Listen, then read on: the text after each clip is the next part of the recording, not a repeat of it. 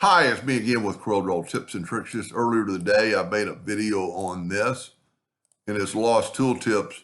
Like when you hover over your tools, there's no tips.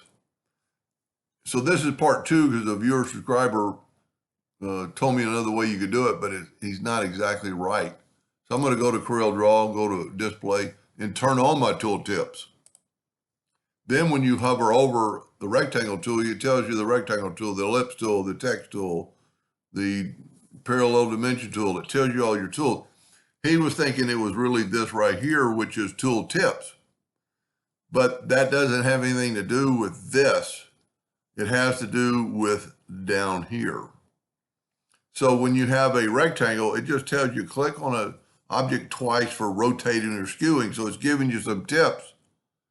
And then second click, drag or scale, it's giving you some hints or tips, but it doesn't really have anything to do with this right here, which is telling you the tool. Now he thought maybe they inadvertently turned this off because you can put object detail and it's going to tell you the width and the height, the center. It's going to tell you see the circles are the same thing. It's going to tell you the font Arial, weight, bold, font size is 352.045. And then you can actually, but your tool hints are gone. And you can also right here, pretty neat, you can use your cursor. The center of that ellipse is at 19, whatever by 19. So that doesn't really have anything to do about it.